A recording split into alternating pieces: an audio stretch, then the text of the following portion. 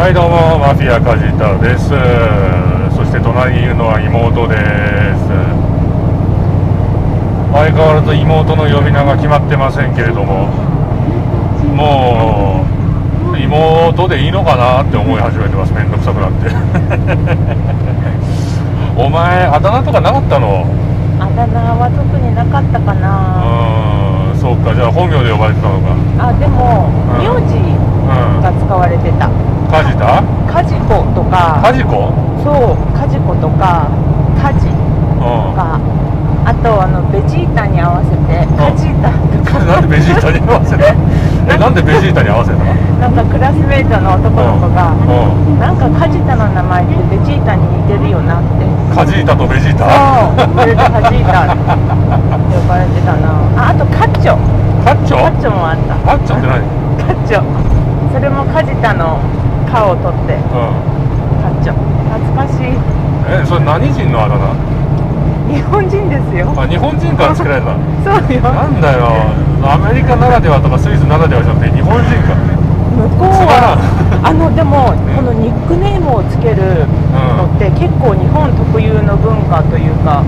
向こうじゃつけねえの？向こうもあるんだけど、あくまで名前に合わせた、名前を短くしたものになるんだよね。でも日本だと結構ね、全然違った呼び方になったりする。でもそのあだ名は全部ちょっと無理だ。だってどれも俺にも適用されたの。カジタだとカッチョもカジータも確かに紛らわしいし、俺は妹を呼ぶのにカジータとかカッチョってのはおかしいだろ。不思議な感じなんですよね。また考え中です。というわけでね、そんな考え中の妹と今日はですね、俺のもう一台の方の愛車ダッジチャレンジャー RT、1970年式のダッジチャレンジャーなんですけれども、そちらのですねカスタムが終わりまして、これから引き取りに行くところです。なんでね、この車と入れ替えるんで、行きはカマロ、帰りはチャレンジャーって感じの、動画を撮ろうかなと思っております。せっかく隣に妹もいるし、カマロとチャレンジャーの乗り心地の違いなんかもね、第三者目線から聞ければなと思いましてね。あとはそんな詳しくは解説できないですけれども、一体どこいじったのかみたいな話も軽くしようかなと思ってます。さあ、というわけで車を引き取ってきました。これからねこの車でドライブに行くんですけれども、まずどこをカスタムしたのかっていうところを軽く説明するんだったら、主に内部なんですけれども、この車特有というわけじゃなくて、古い車にはね、ちょっと熱に対する弱点がどうしてもあって、日本のね気温の高すぎる夏にちょっと耐えるのが難しいんですよ。普通に走ってる分にはそれは問題ないんですよ。ただ渋滞とかに引っかかって長時間あまりにもエンジンが熱くなりすぎちゃうと、オーバーヒートまではいかなくてもパーコレーションっていう現象が起きやすいんです。そのパーコレーションというのがですね、燃料タンク内のガソリンが沸騰しちゃうんですよ、熱で。沸騰することによってその気泡ができて、その気泡が詰まってしまうことによってエンストを起こす。簡単にね、本当に簡単に要約するならこういう現象なんですけれども、これでね、トンネル、夏場のトンネルの中とかでエンジンが止まっちゃうと、えらい焦るわけなんですよ。それに、再始動できればいいんですけど、できなかった場合迷惑にもなりますからね。でそうならないためにもそこら辺なんとか改善できないかっていう話をして、で今回いじってもらったのがその燃料ポンプをタンク内に移すという、インタンク化っていうんですかね。でこれレギュレーター使って必要な分だけキャブに燃料を送って、必要のない燃料はリターンシステムでタンクに戻す。それによって燃料が循環するようになるんです。そうすることで熱で気化しづらくなるというカスタムですね。実際どれほどの効果があるのかについては、夏場に乗ってみないとやっぱりわからないんですけれども、やらないよりはマシだろうということで、カスタムを施しました。でプラス実はこの車購入時点からフロントタイヤにキャンバー角がちょっとついてまして、若干ハの字になってたんですよ。でこれに関しては、コーナーリングする時とかにグリップ力が上がるんだったかな、いわゆるレースやる人とかがよくやるカスタムなんですけれども、ぶっちゃけこういったマッスルカーにそれをやるのが意味があるのかどうか、俺レースするわけでもないですし、車屋さんに聞いてもやっぱり、ほとんど意味はない、誤差の範囲、趣味の範囲じゃないかっていう話だったんですね。で俺の趣味だとあんまりそのタイヤがハの字になってるのはあんま好きじゃないんですよ。というかこの車には意味ないかなって思うんですよね。なんでそれをまっすぐビシッと、しっかり普通の車みたいにね、マッスルカーが売り出されたその時の当時のまんまみたいな形でフロントもリアもまっすぐなタイヤに直してもらいました。でそうすることで走りが変わるかっつったら別にそれも誤差の範囲だから前と全然感触変わらないと思いますよっていう話だったんで、俺の好みに近づけようかなと思ってね、そういう形にしました。でですね、これからこの車でドライブに行くんですけれども、まだそれほど夏場みたいに暑くはなってないんで、パーコレーションとかの心配もないと思うんですけれども、走り心地乗り心地、今回隣に妹も乗ってますし、カマロと比べてどうなのかなっていうのを第三者視点でね、聞いてみたいと思います。それでは行ってみましょう。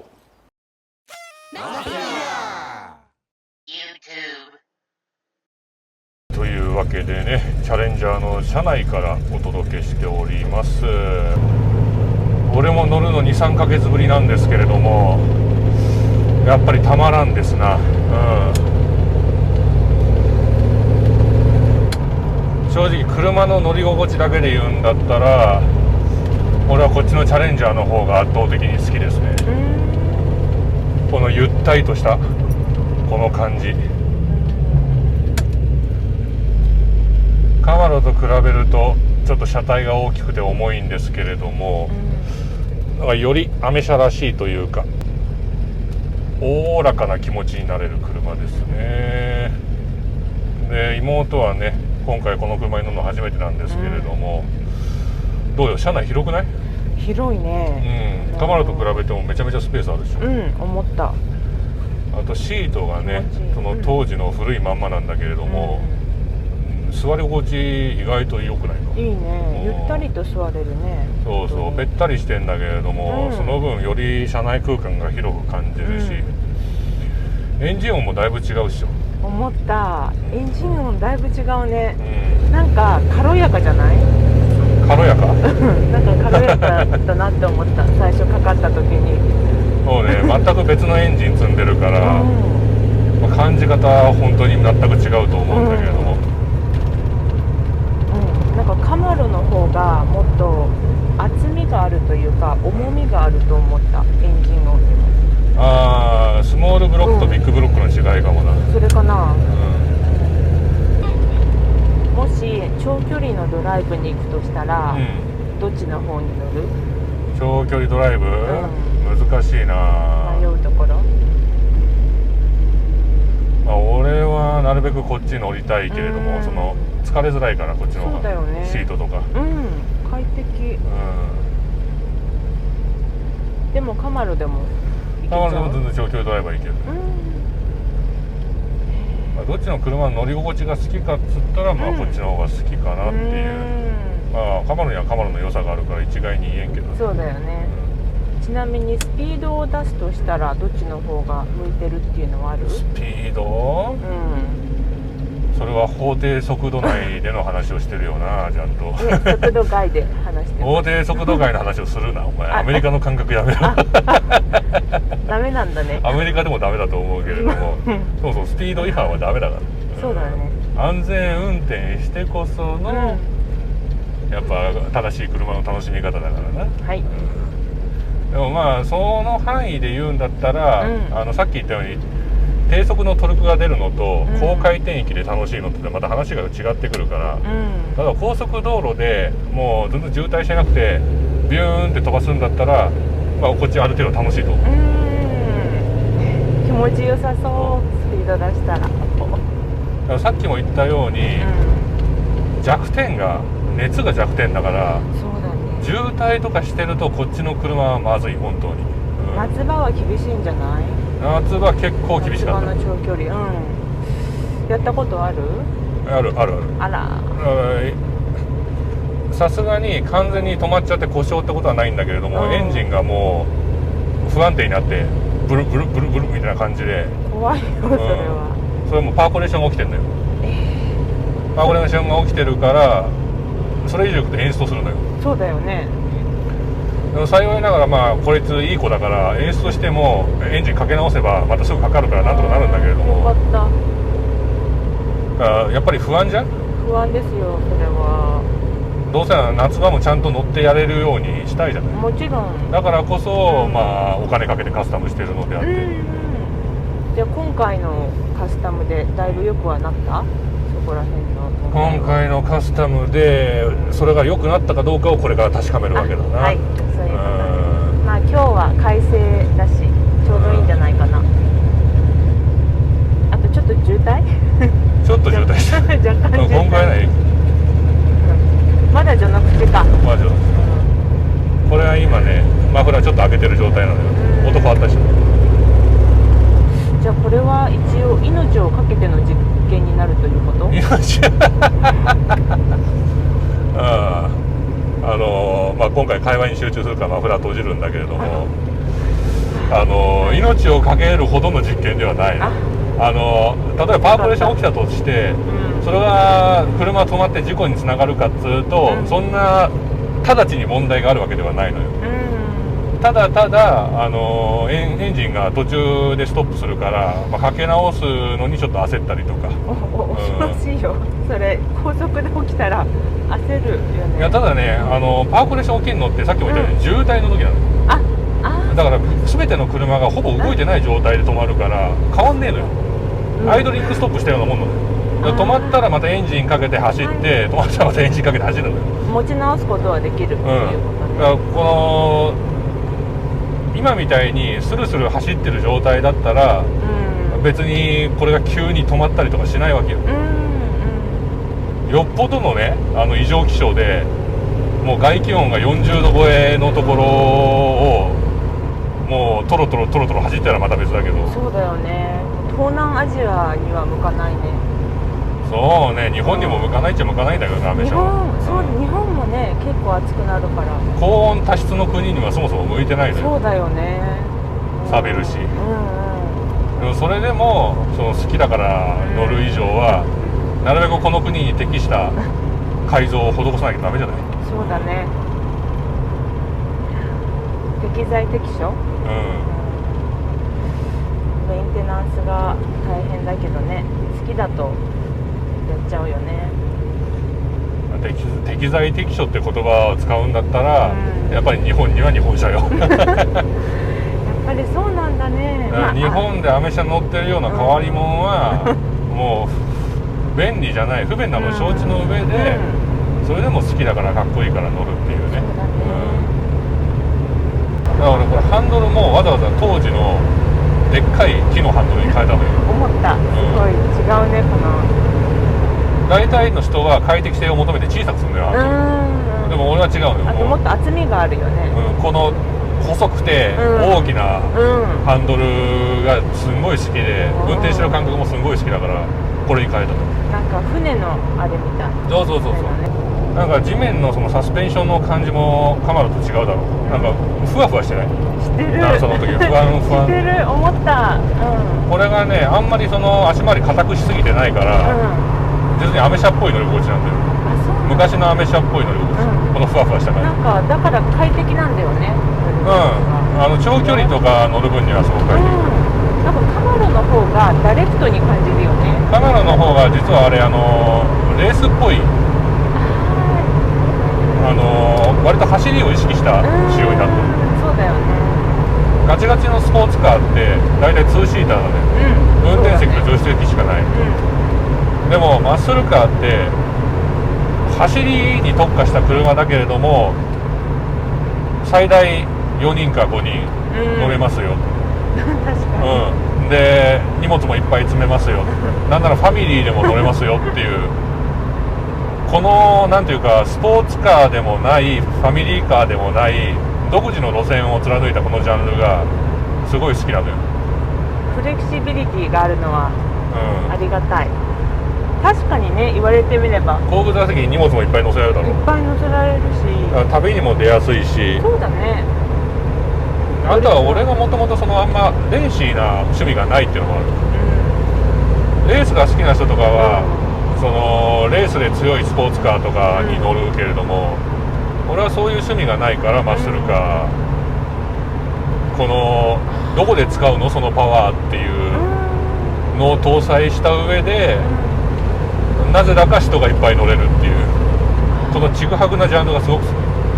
そのねギャップというか、うん私てっきり2位はスピードがバリバリ出るタイプが好きだけどと思ってたら、全然違った、スピードはそんな関係なかったね。全く俺はハーレーも車もスピードにはこだわりがあんまりない、ね、そうだね。どっちかっていうと馬力とか、なんだか知らんけれども、すごそうな数字っていうところにロマンを感じてるだけであって、やっぱり迫力があるというかダイナミックさの方を追求してるのか。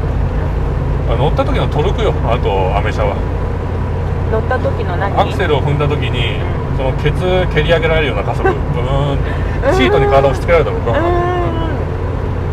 このトルクの強さはアメ車の特徴だ。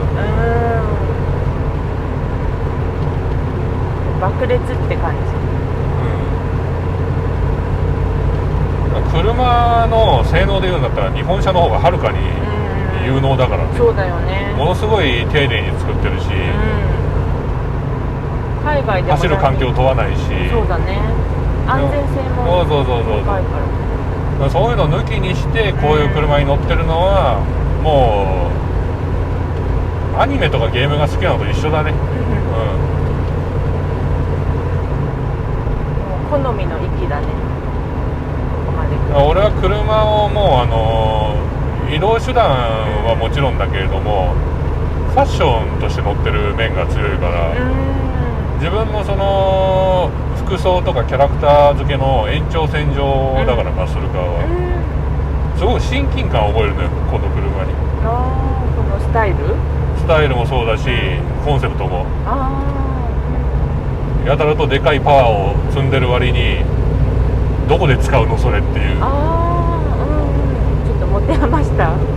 俺も体でかいけれど別にスポーツ選手とかじゃなくて、確かにオタク業界で働いてるだろ。面白い共通点というか親近感湧くね。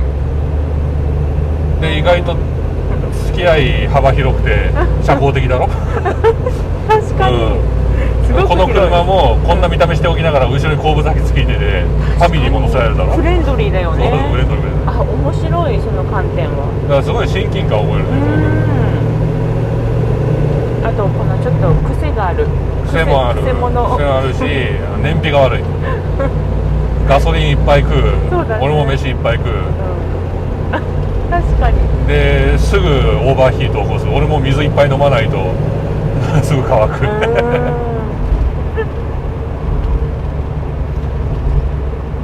本当にもう身近なね、分身というか、そうだね、親近感を覚えてなきゃこんな車乗らないからね。確かに。このカーブ曲がる感覚もなんかカメラと違うし、緩やかじゃない？びっくりした。全然違う。緩やかだね、なんか全体的に。車体が全く違うからね。びっくりしちゃった。ちょっと癖になるね。私気に入った。こっちはよりアメ車らしいのんびりとした乗り心地。そうだね。スムーズ。すごい。エキサイティングですな。いい音だ。いやー、久々に乗るけどやっぱいい車だ。今度これでドライブして名張帰りたい、一緒に。三重県まで？三重の方まで。まあ俺も一度はこれでね、三重県まで乗ってみたいもんだけど。君もまだ乗ってないんだね、これで。俺らにはまだ行ったことないな。気軽に言うけど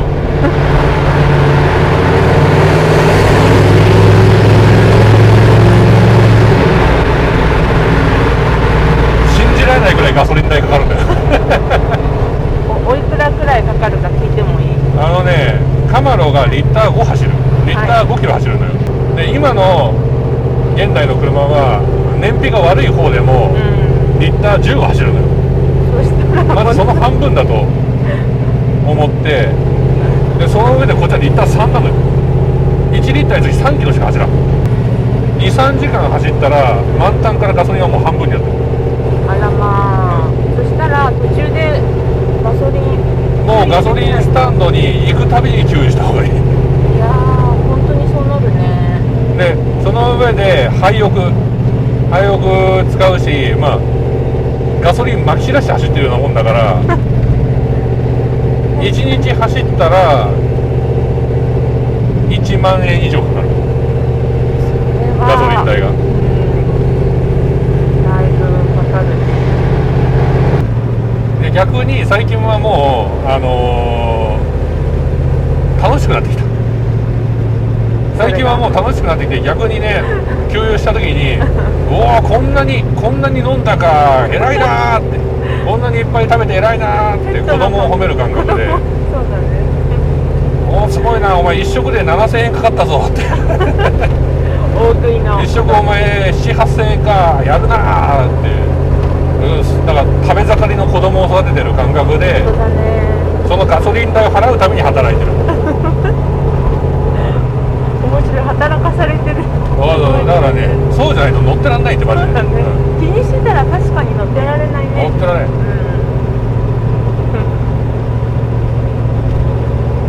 そこも愛嬌ということで。愛嬌。だからこの音はな、金が燃える音だこれは金が燃えてる音だ。そうやって見たら心が痛くなるね。今マフラーを閉じたらだいぶ静かになった。スンってなるの。一気に静かになったね。これもこの車の好きなところだな。その走る時のまあ状況に合わせていじれるから。楽しいねそれは。気分に合わせて。なんかこの乗ってる人を守ってくれるような感じがまた愛らしいというか愛らしい。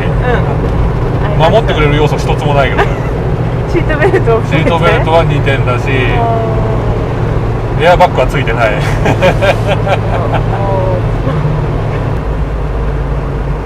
死ぬ時は一瞬だから安全運転するわけよ。お願いします。なるべく自分からは死に行かないようにな。お願いしますよ。人からぶつけられたらもうその時点はもう俺はしないよもう、そこはコントロールできないからね。でも自分では少なくともぶつけないように安全運転。2位は結構慎重な運転だもんね。じゃあまあ渋滞にはまったところでね、今日はこの辺でお別れしたいと思います。マフィアガチャの YouTube チャンネル登録とグッドボタンをいつもありがとうございます。今後ともよろしくお願いします。それではまた次回、バイバーイ、さよなら。チャンネル登録とグッドボタンをお願いします。